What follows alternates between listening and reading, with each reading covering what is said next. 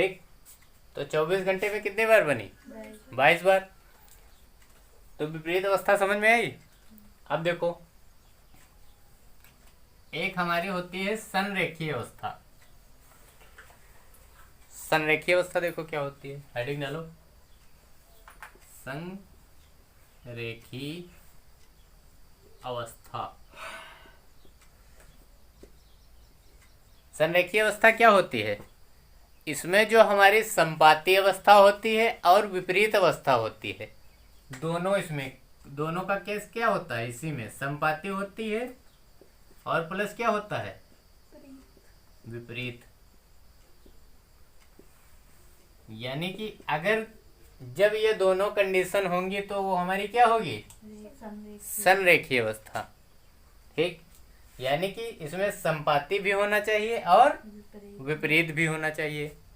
ठीक, अब देखो, अगर संरेखीय अवस्था पूछी जाए, ठीक, 12 घंटे में कितनी बार आती है संरेखीय अवस्था?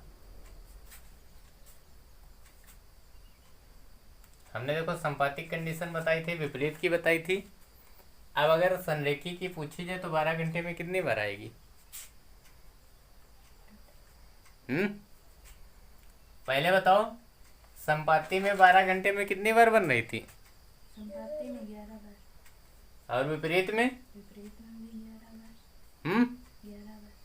तो यानी कि हमने क्या बोला, संपाति में कितनी बार? 11 बार बन रही थी और विपरीत में 11 बार, है ना। तो हमने क्या बोला, संरेखी क्या होगी? जब संपाति और विपरीत की दोनों कंडीशन होंगी, है ना। तो अगर 12 घंटे में 11 बार इसमें बन रही है और 12 घंटे में 11 बार इसमें बन रही है, तो इसका मतलब 12 घंटे में इसमें कितनी बार बनेगी? 11। समझ में आया? ये हमारी हो गई संरेखी। ठीक, तो सारी अवस्थाएं कंप्लीट, इसको छाप लो। जब भी संरेखीय है तो पहले देखना कि संपाती अवस्था इसमें है और विपरीत अवस्था है। ठीक, जब दोनों का मिश्रण होगा तो वो हमारी होगी संरेखीय अवस्था। ठीक, इसको साफ कर दें।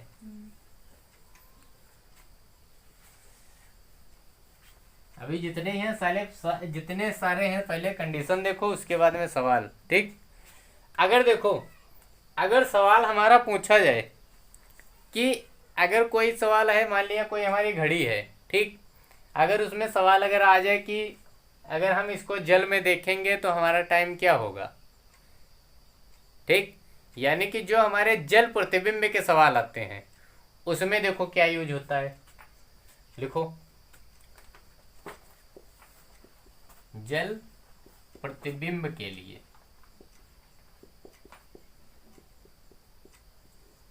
ठीक,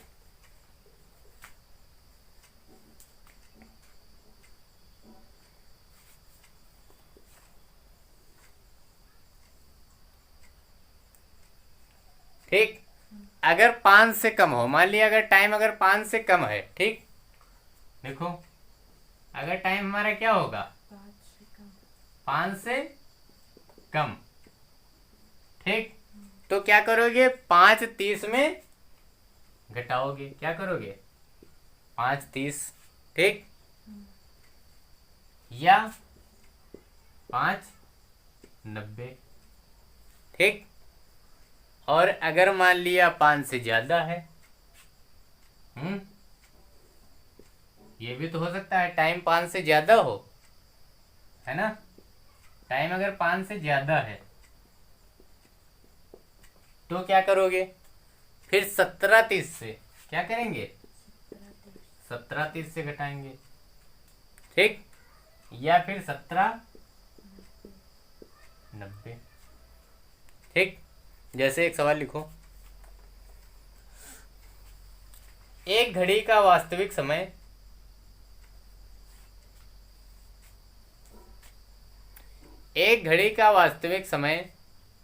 2:40 है।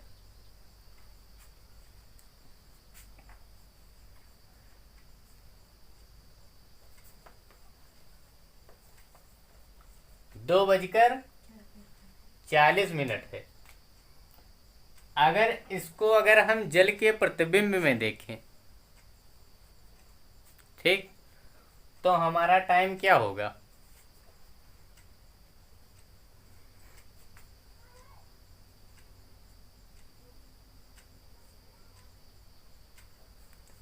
टाइम हमारा क्या है? टाइम क्या है?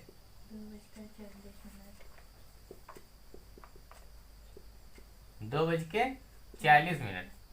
अब इसमें पूछा है गया है अगर इसको हम जल प्रतिबिंब में देखें तो हमारा क्या समय दिखेगा? तो इसमें हम किससे घटाएंगे?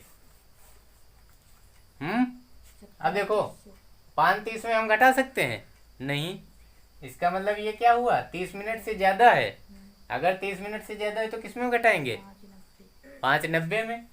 तो इसको 5:90 में घटा दो, यहाँ से कितना आएगा? 50। समझ में आया? जल प्रतिबिंब में हमारा कितना दिखेगा? 3:50। ठीक। अगर यही सवाल हमारा क्या होता, अगर मान लिया यहाँ पे 12 बजे के बाद की कंडीशन आ जाती, यहाँ पे अगर दिया होता टाइम हमारा क्या है? 12:50 है ना? तो किससे घटाते? 17:90 में। अगर यही अगर 12:10 होता तो किससे घटाते? समझ में आ रहा है? अगला लिखो। अगर मान लिया अगर दर्पण में देखा जाए तो, अगर मान लिया दर्पण के लिए है सवाल,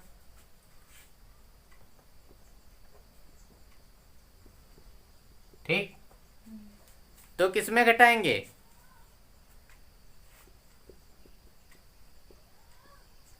किसमें घटाएंगे? 11। इसी में सवाल बना लो। अगर कोई समय हमें हमारा समय क्या है? 2:40, तो अगर उसको हम दर्पण में देख रहे हैं तो हमारा समय क्या होगा? निकालो। कोई हमारा समय दिया है, वास्तविक समय हमारा है 2:40। अगर इसको हम दर्पण में देखेंगे तो हमारा समय क्या होगा? निकालो।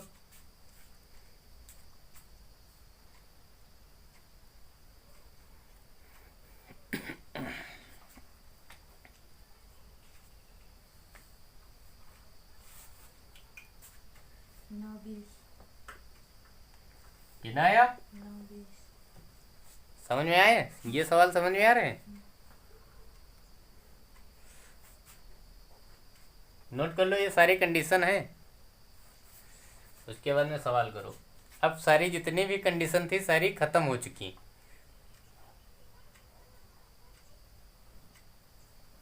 साफ कर दें?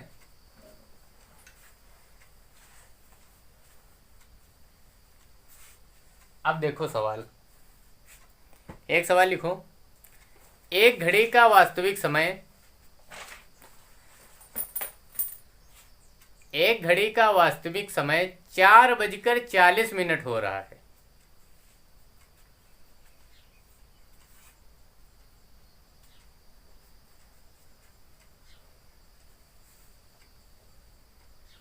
ठीक, क्या बोला सवाल?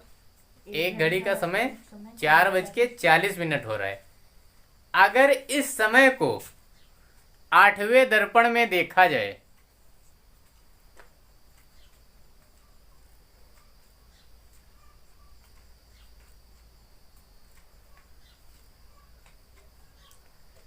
यदि इस समय को 8वें दर्पण में देखा जाए तो क्या समय होगा?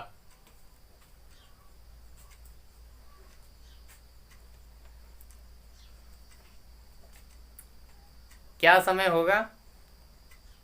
अगर दर्पण जो हमारा है बार बार बदल रहा हो, यानी कि अगर दर्पण जो है बदल रहा हो तो क्या समय होगा? देखो आगे सवाल, अगर दर्पण बदल रहा हो,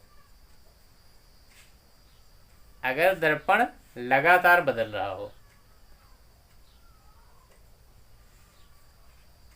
यानी कि पहले एक शीशा आया, उसके बाद में दूसरा शीशा, उसके बाद में तीसरा शीशा, फिर चौथा शीशा, फिर पांचवा, फिर छठा, फिर सातवां, फिर आठवां, यानी कि ये हमारे दर्पण क्या है? लगातार बदल रहे हैं, तो हमारी टाइमिंग बताओ। चलो सवाल करो।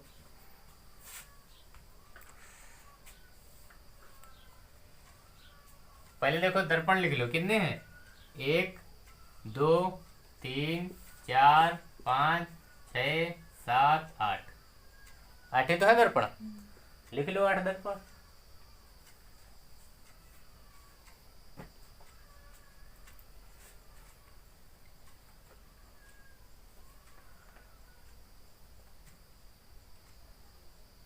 वीडियो देखो चल रहा है।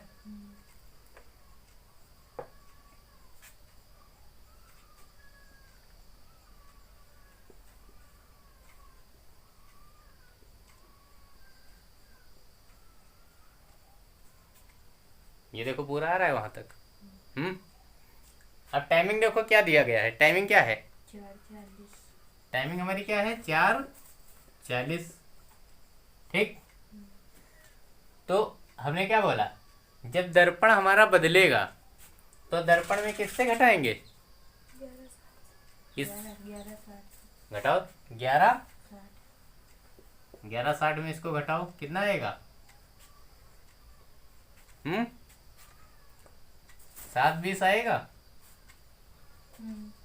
है ना? तो यानी कि ये पहले दर्पण पे कितना हुआ?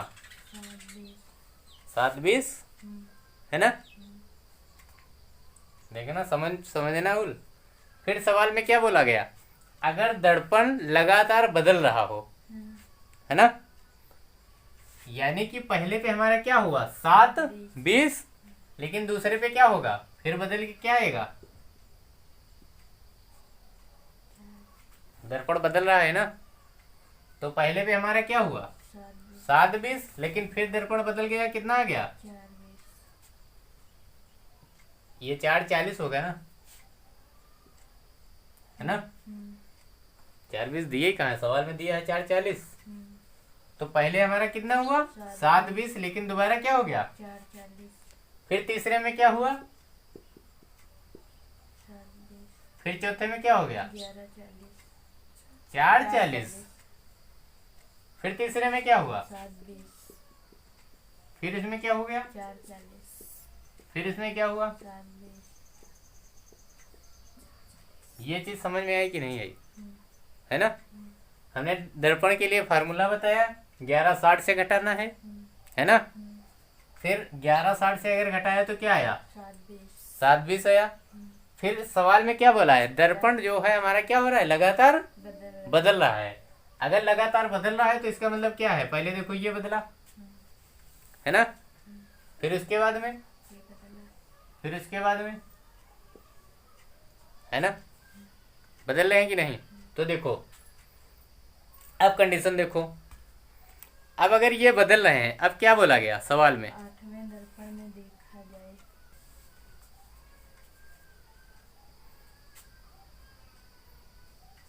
समझ में आया? तो 8वें दर्पण में क्या समय हो रहा है? 4:40। तो हमारा यही समय क्या है? यही तो पूछा गया है। ठीक। अब देखो इससे कुछ समझ में आया? इससे कुछ समझ में आया कि नहीं? यानी कि हमारे ये दर्पण कितने हैं? 8। 8 हैं। तो 8 हमारी कैसी संख्या है? सम संख्या है। तो कंडीशन हमारी क्या आई? अगर दर्पणों की संख्या हमारी क्या होगी? सम। तो हमारा जो दिया हुआ टाइम होगा वही हमारा क्या होगा? आंसर होगा। यानी कि अगर दर्पणों की संख्या हमारी सम होगी तो दिया हुआ टाइम ही हमारा क्या होगा? आंसर। पॉइंट लिखो, क्योंकि दिया हुआ टाइम हमारा यही तो था सवाल में। लिखो, अगर दर्पणों की संख्या सम होगी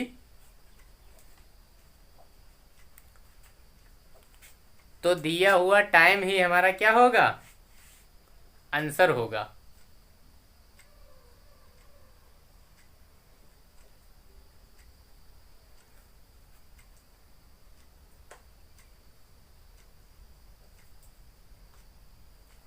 और अगर दिए हुए अगर अगर दर्पण की संख्या विषम हो गई तो इधर देखो बोर्ड पे, अगर दर्पण की संख्या विषम हो गई तो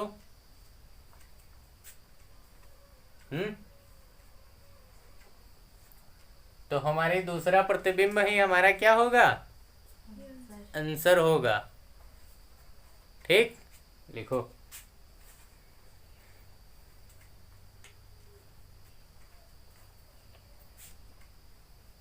अगर दर्पण की संख्या हमारी विषम होगी तो दूसरा प्रतिबिंब हमारा क्या होगा, आंसर होगा।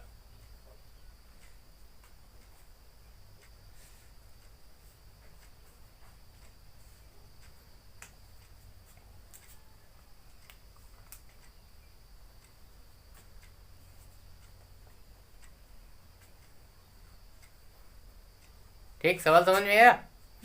अगला एक सवाल और लगाओ, इसको साफ कर दें। लिखो 4 और 5 बजे के बीच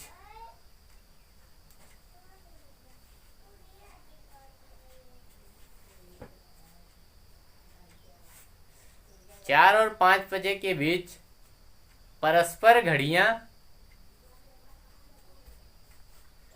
परस्पर जो घड़ियों की सुई होगी,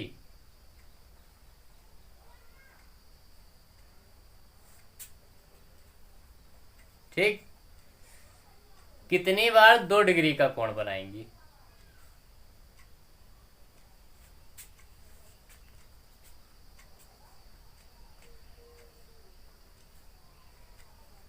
कितनी बार 2 डिग्री का कोण बनाएंगी? सवाल करके दिखाओ।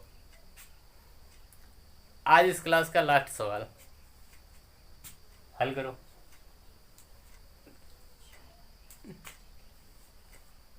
तो जब शुरू में हमने बताया था 1 मिनट में कितनी बार कितने डिग्री का कोण बनता है?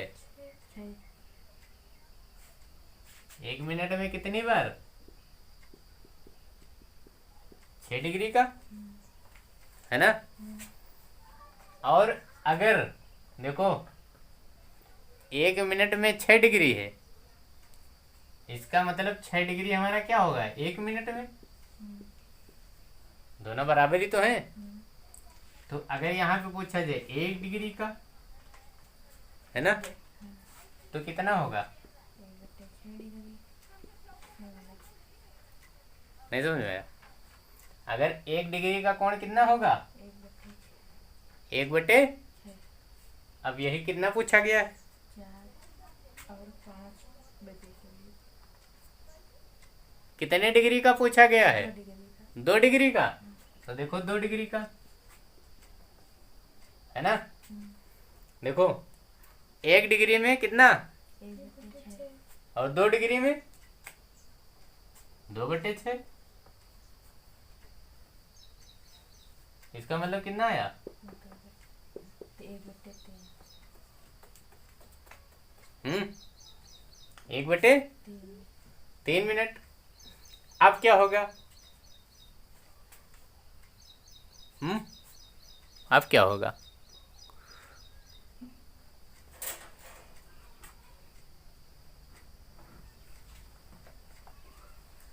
ये देखो, एक हमारा फार्मूला होता है 60/11। ठीक, अब ये 60/11 कैसे आता है ये कल बताएंगे नेक्स्ट लेक्चर में। ठीक, तब तक के लिए सीधा देखो डायरेक्ट 60/11। ठीक, अब टाइमिंग हमारा क्या था? 4 और 5। और यहाँ पे क्या होता है 4 या प्लस होगा या -1/3। ठीक, तो यहाँ से अगर निकालोगे तो देखो क्या निकलेगा 60/11। अगर यहाँ से प्लस लोगे, ठीक, तो 3 चक्को 12 और क्या होगा 13/3। ठीक, ये जब हम प्लस ले रहे हैं, अगर देखो इसी में अगर हम माइनस लेंगे, ठीक, तो क्या होगा 60/11 इंटू 3 चक्को 12, 12 में 1 कम हुआ कितना? 11/3। ठीक, तो यहाँ से देखो कितना आया 20, है ना? इसको काटोगे 3 बार जाएगा 20 तय 60। यहाँ से देखो 20 बार गया, है ना? और कितना आया? 13 दूना 26। 260 भागी 11, 11 दूना 26 तभी भी 11 दूना 22, है ना? हाँ। ठीक, फिर गिना 3 33, कितना आया?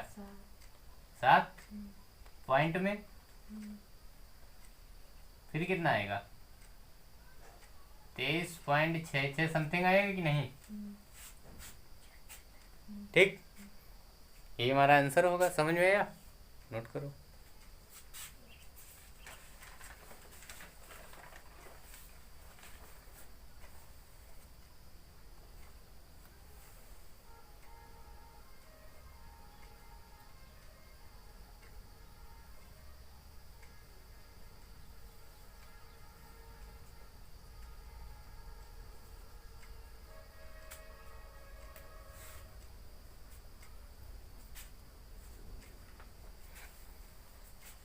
सारी चीज समझ में आई?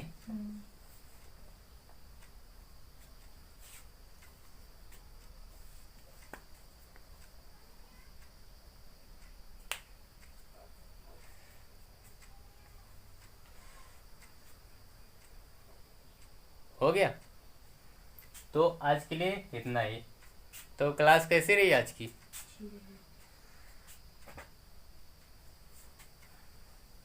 ठीक, फिर कल देखेंगे इसी के आगे नेक्स्ट।